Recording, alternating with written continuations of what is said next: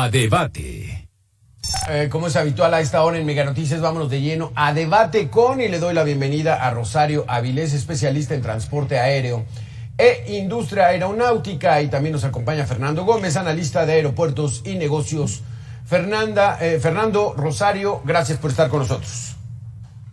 Con muchísimo gusto, muchas gracias a ti por invitarnos. Hola Fer, ¿cómo estás?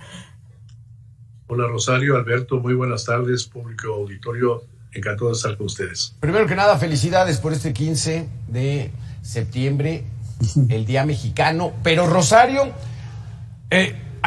necesitamos explicarle a la gente, ¿qué es esto de la categoría 1 de seguridad aérea? ¿Qué es lo que representa? ¿Quién califica? ¿Para qué sirve? Que lo perdimos hace 2 años, 4 meses. Sí, bueno, mira, esto es una auditoría que hace cada 10 años la Administración Federal de Aviación de los Estados Unidos. Y, se trata de analizar si la autoridad aeronáutica de los países cuyas aerolíneas vuelan a Estados Unidos están cumpliendo las regulaciones que vienen incluidas en los anexos de la Organización de Aviación Civil Internacional, y están que son relativas a las tripulaciones, el personal técnico aeronáutico, las licencias y los exámenes y todo eso. También la capacidad que tiene la autoridad de checar si los aviones y los instructores están cumpliendo con la normatividad y la aeronavegabilidad que se requiere, los sistemas, etcétera. Sí, mucha gente se pregunta por qué los Estados Unidos tienen que hacer esto. Te comento que lo hace con aquellos países cuyas aerolíneas están volando a Estados Unidos. Esto ya existe desde hace muchos años. La Unión Europea también lo hace, déjame decirte. Pero en el caso de los Estados Unidos se ha hecho más rigurosa a partir de lo que sucedió en el 2001, el 11 de septiembre, porque con ciertas razones ellos temen que no esté la seguridad de las aerolíneas que vuelan a Estados Unidos lo suficientemente bien supervisada. Esto es de esto se trata, y si ellos consideran que no está cumpliendo, hay una serie de indicadores que se revisan. Si no está cumpliendo, entonces se le pasa a categoría 2. No hay más que 2 categorías. La 1 sí cumple, la 2 no cumple.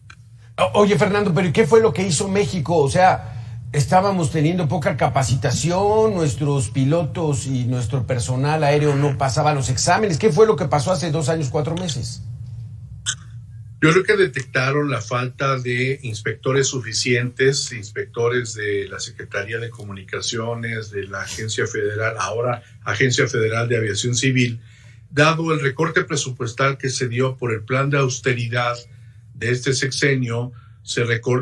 Alguien decidió recortar el presupuesto para esta capacitación que permitía habilitar a inspectores, y con eso no se dio el número suficiente para certificar aeronaves y pilotos, o licencias de pilotos y aeronaves en número y en tiempo y forma.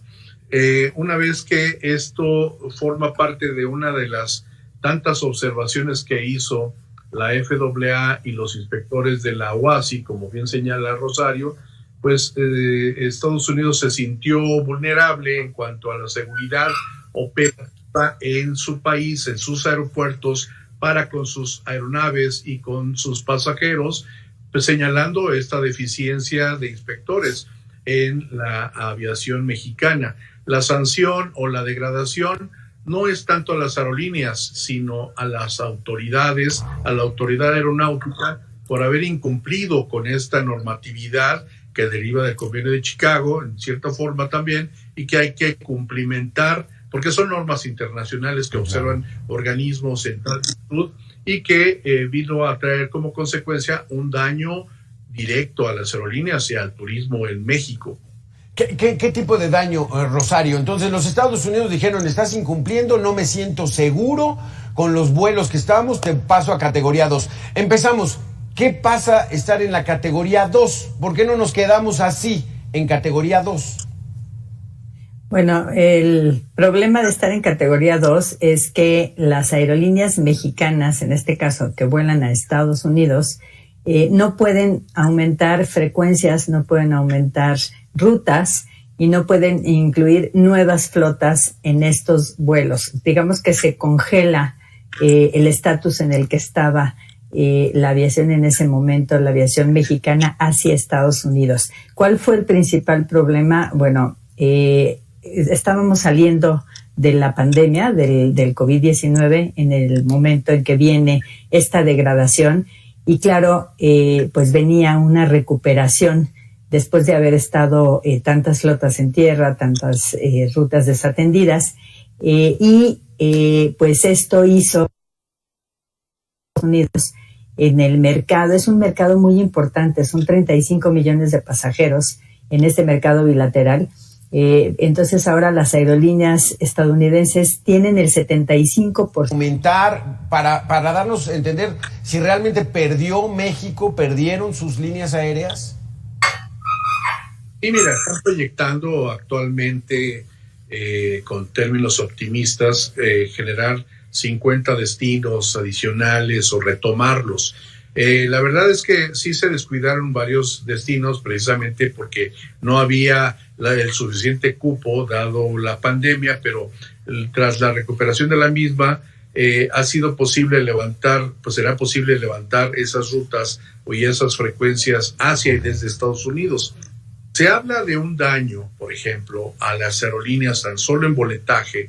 Calculamos que son 500 millones de pesos solo en boletos que se perdieron por no haber sido posible reanudar o retomar o iniciar nuevas rutas o frecuencias para las aerolíneas mexicanas desde y hacia Estados Unidos. Otras autoridades hablan de 13,000 millones de pesos, si es que sumamos todo el daño en su conjunto en todo el sector turístico.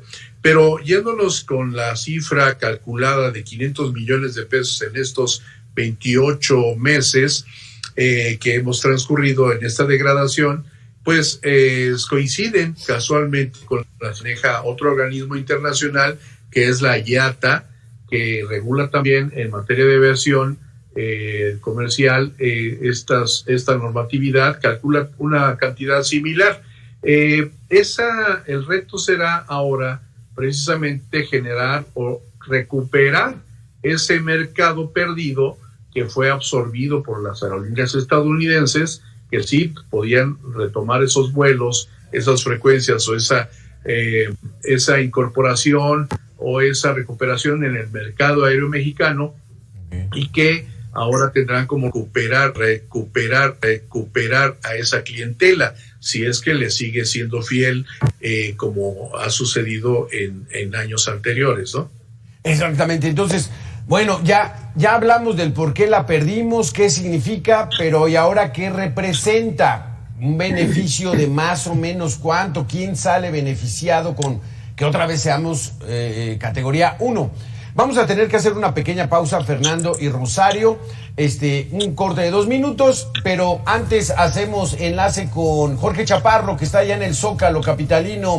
Jorge, con los preparativos, va a ser a las 11 de la noche el grito, pero bueno, ya todo el Zócalo está ya cerrado, ya listo para que la gente vaya empezando a llegar. Adelante con tu reporte. Hola, ¿qué tal, Alberto? Te saludo con muchísimo gusto. Pues sí, nos encontramos aquí en el cruce de las calles de 20 de noviembre y Venustiano Carranza. Estamos a una cuadra del Zócalo capitalino. Lo que te quiero mostrar es que, bueno, pues hay estas vallas que están colocando la Secretaría de Seguridad Ciudadana de la capital del país para controlar el acceso hacia el Zócalo. Y es que se espera que, bueno, pues la plancha del Zócalo luzca a todo su esplendor, llena de gente, una vez que empiece el espectáculo musical, que en esta ocasión estará a cargo del grupo Frontera, y también, bueno, pues se ha anunciado a Yaritza, este grupo de jóvenes estadounidenses mexicanos, que, bueno, también estarán por acá, pero esto será alrededor de las 8 o 9 de la noche cuando inicie este espectáculo musical. Por lo pronto, bueno, pues ya lo que hemos visto es una gran cantidad de gente.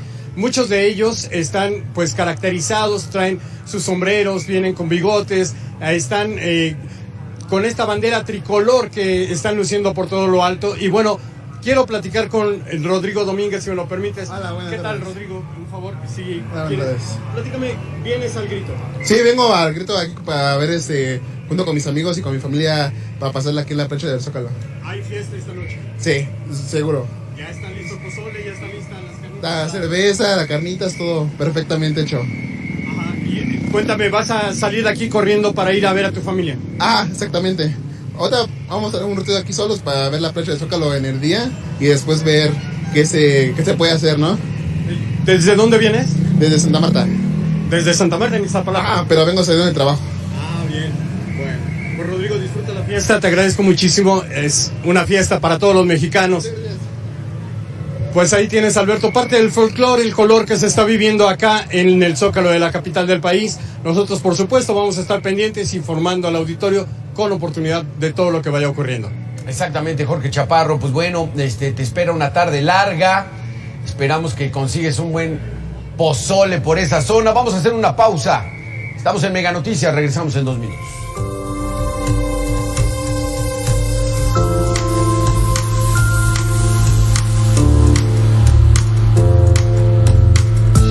Regresamos con el tema de la recuperación de la categoría 1 en la seguridad aeronáutica. Rosario, son 32 millones de pasajeros entre México y Estados Unidos y México al año. ¿Hay más rutas? ¿Hay más frecuencias? ¿Hacia dónde? O sea, ¿dónde está esa necesidad de que fuéramos categoría 1 para abrir nuevas rutas? ¿Ya se tienen contempladas? Bueno, son 35 millones de pasajeros. 35 millones. Sí, que no quiere decir que no pueda crecer, pero yo creo que más bien donde está el problema y donde está el gran reto es en recuperar la participación de mercado, porque digamos que el fundamento en el que se basa la negociación de acuerdos bilaterales está en la Organización de Aviación Civil Internacional, la OACI, es la real y efectiva reciprocidad.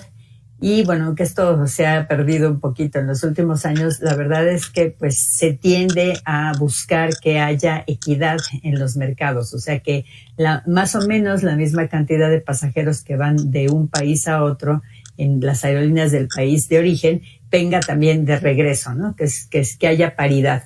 No es el caso ahorita. Las aerolíneas de Estados Unidos tienen el 75% del mercado y en la siguiente temporada es posible que aumenten esa participación porque están agregando rutas y están teniendo más frecuencias. Y aquí el reto va a ser cómo vamos a recuperar esa participación cuando tenemos ya muchísimas rutas, sobre todo a ciudades de playa, por ejemplo, a ciudades de vacaciones.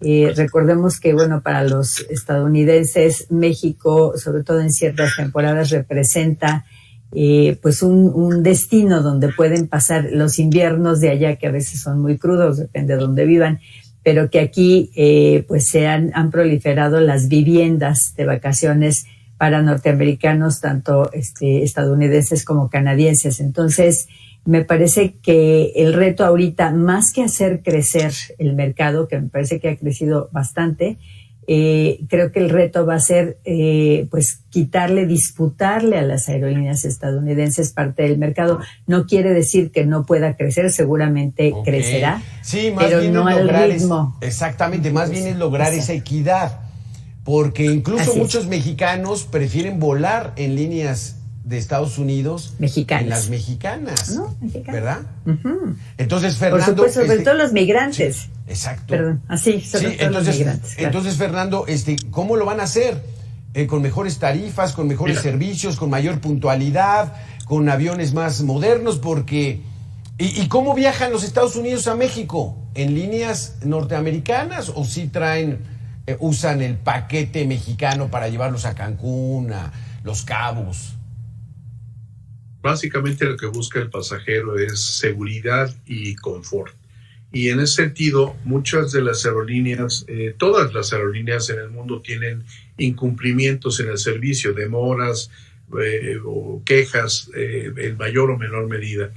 Pero definitivamente hemos visto, según las estadísticas, que las aerolíneas estadounidenses son preferidas en ese sentido, precisamente porque tienen mayor puntualidad o mejor servicio. Ahí es una cuestión de mercado, de mercadotecnia y de posicionamiento. Pero aparte de la percepción, que puede influir mucho en la recuperación del mercado, que es un mercado cautivo, este mercado nunca dejó de volar, a menos que se hubieran descuidado los destinos. Pero ese mercado sigue volando, haya aerolíneas mexicanas imposibilitadas o no, sigue volando, siguió volando. Entonces, sí puede crecer relativamente, pero lo que hace falta es recuperar ese nicho. Ahora, el otro factor que incide y que influye mucho es la limitante operativa de las aerolíneas mexicanas. En su conjunto suman 330 aproximadamente aviones en toda la flota aérea mexicana contra cualquier aerolínea estadounidense que de mediano tamaño que puede tener ese número y esa cantidad de aeronaves. ¿Cómo vas a poder competir en esa búsqueda de equilibrio si operativamente tienes una desventaja sustancial en cuanto a la capacidad operativa? Las aerolíneas estadounidenses podrían abrir o empezar a abrir nuevas rutas hacia México y comerse el mercado en esas rutas porque tienen la capacidad operativa. Y sin embargo nosotros en las aerolíneas mexicanas pues tenemos la limitante de que pues aunque quisieran comprar más aviones, aunque tuvieran la posibilidad, pues tardan estos 2-3 años en suministrárseles y con eso también pues hay una desventaja de poder intervenir en el mercado o participar mayormente en el mercado.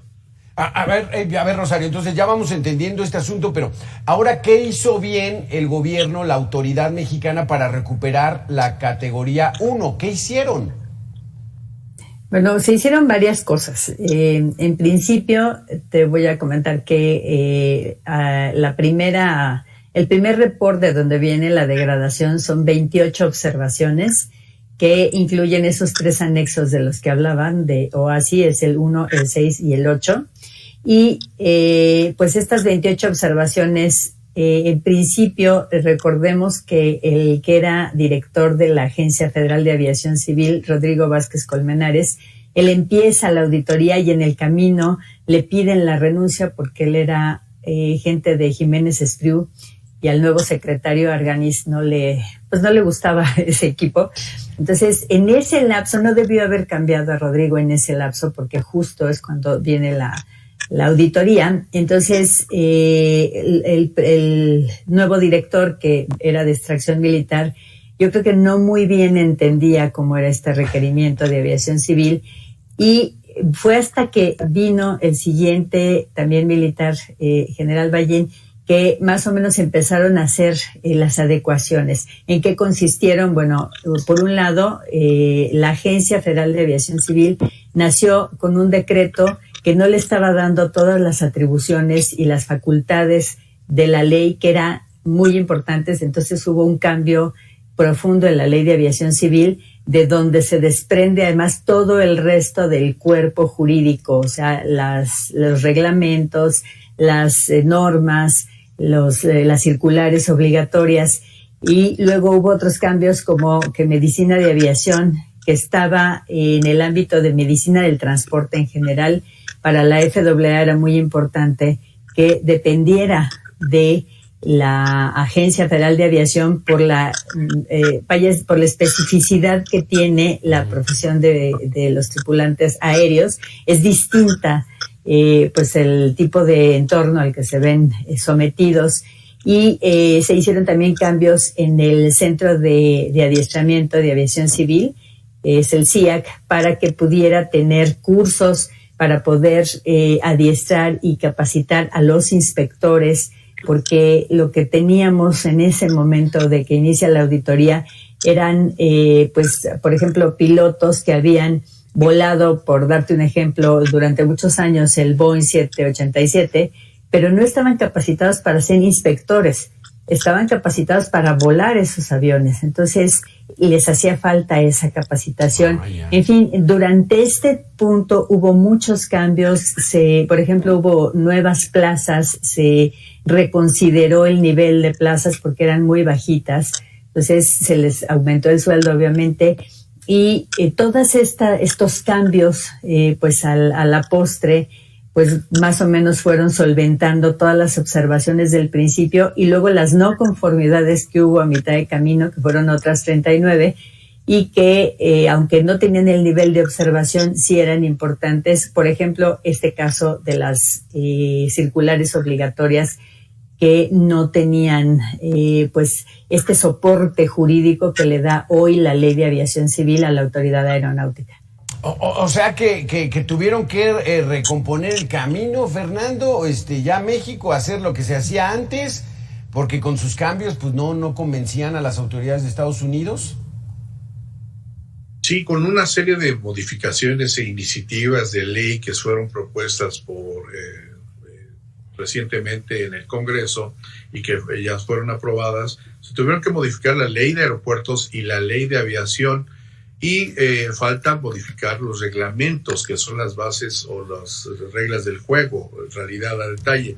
Se redistribuyeron atribuciones a diferentes organismos, entre ellos quienes certifican, quienes regulan, quienes supervisan la seguridad, la operación aérea, quienes administran puertos, etcétera, etcétera. La SCT, ASA, organismos como la AFAC, CENEAM, fueron reorganizados en cuanto a sus atribuciones para conferirles algunas al Ejército, a las Fuerzas Armadas, ahora con esta creación de una nueva aerolínea, la concesión de aeropuertos a las fuerzas castrenses, etcétera, etcétera. Y eso vino a retrasar en cierta forma la recuperación. Se cumplieron las observaciones que se establecieron, pero son los que se tienen que cumplir de acuerdo a la norma internacional. La sanción, repito, fue a la industria, a la autoridad aeronáutica en cierta forma por haber incumplido esta normativa, no de las aerolíneas, y sin embargo, pues estas fueron las que pagaron los platos rojos. Es decir, la autoridad mexicana de este gobierno hizo mal la tarea y perjudica a las líneas aéreas. Vamos a tener que hacer una pequeña pausa para cerrar con este tema. Está interesante, sobre todo saber, el Ejército se va a encargar de Mexicana, el regreso de Mexicana. ¿Están dentro de lo que exigen las reglas aeronáuticas internacionales? Fernando, Rosario, regresamos en 2 minutos.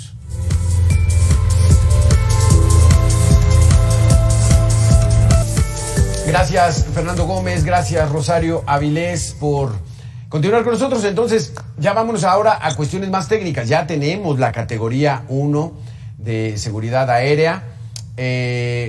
Viene un nuevo proyecto, una nueva idea, una nueva decisión de parte del gobierno federal. Mexicana regresa, Rosario, bajo el mando de las fuerzas militares. ¿Tienen experiencia los militares para manejar una línea aérea comercial? No, desde luego que no tienen experiencia en eso.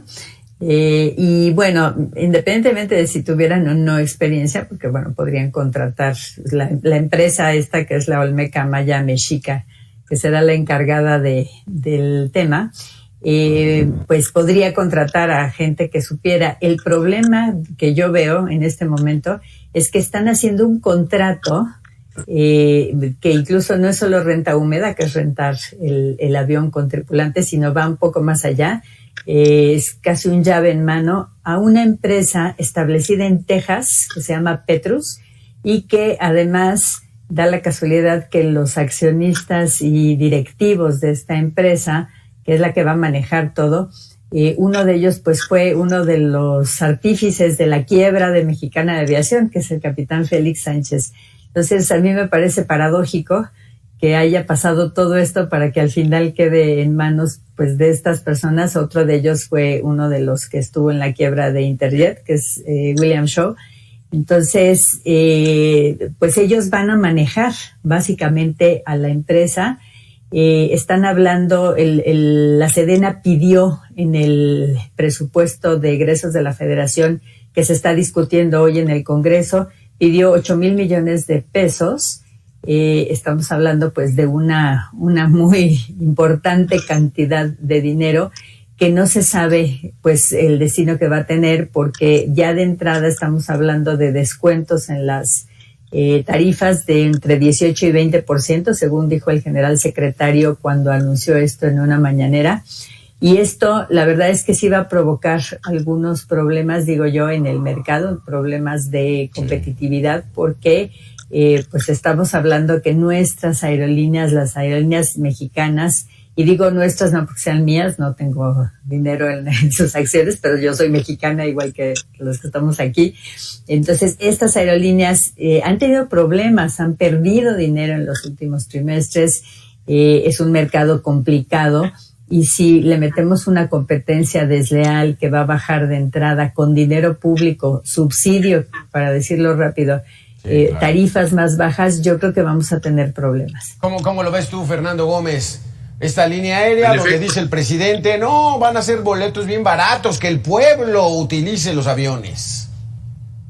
En efecto, no hay estudios o planes ejecutivos a detalle que sustenten estas ofertas y este suelo no parejo para la competitividad de las aerolíneas en México, y es que se dan los subsidios. El problema es que se da, pueden decidir lo que sea, pues no es su dinero, es dinero del erario público el que se va a utilizar, y este dinero impactará en otros proyectos que tendrán que ser desatendidos en obras sociales, programas sociales, obras, inversiones en el sector público, que distraerán estos recursos del erario público. Precisamente de toda la gente, seamos pasajeros de estas aerolíneas, usuarios de aeropuertos o no, todos terminaremos pagando esos caprichos o esas ocurrencias de generar una aerolínea en tiempos en los que no es oportuno, o quizás sí, pero con el debido plan de negocios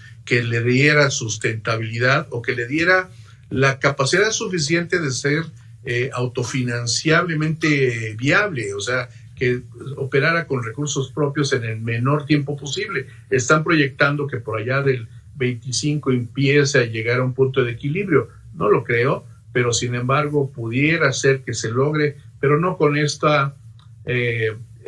personal que se está sumando ahí, como bien lo señala Rosario, que es conocida por haber generado quiebras de otras aerolíneas, cuando lo que se requiere es que tengamos una empresa, quizás en estas condiciones, pero al menos que sea autofinancieramente viable y que no genere mayores pérdidas y gastos, porque no se trata nada más de generar rutas y qué bueno que lo aprovechara el público, sino de generar una empresa que aporte al desarrollo turístico y también genere sus propios recursos, porque pues si fuera con dinero de los demás, pues todo el mundo es que sí.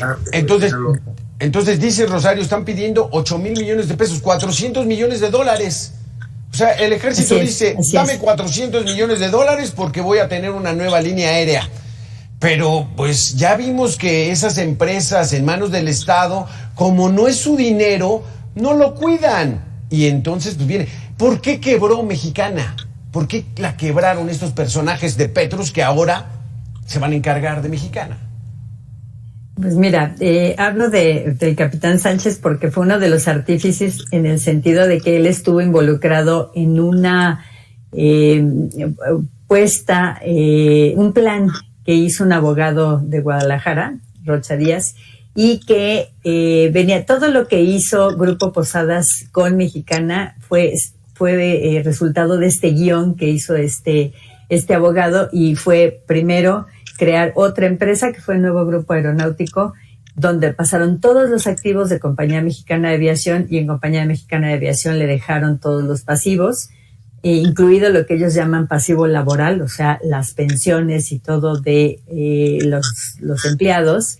Y pues lo que pasa es que en el camino no le salió bien porque justamente el Departamento de Transporte de los Estados Unidos se negó a darle a la nueva empresa que era Link las rutas de Mexicana de Aviación. Esta fue una de las cosas, y bueno, se complicó también por otras razones, pero entre otras cosas, pues esta administración que tuvo Mexicana se dedicó pues a ordeñar a la vaquita que era Mexicana de Aviación, y pues a tener dobles contratos. Había empresas pues de los mismos dueños que dobleteaban, ¿no? Por ejemplo, toda la parte de computación, los servicios, etcétera. Ajá. Y pues, por supuesto, ahí hubo muchos problemas. Es muy largo de Sí, explicar claro. lo de la quiebra de Mexicana, pero básicamente, pues, fue un mal manejo.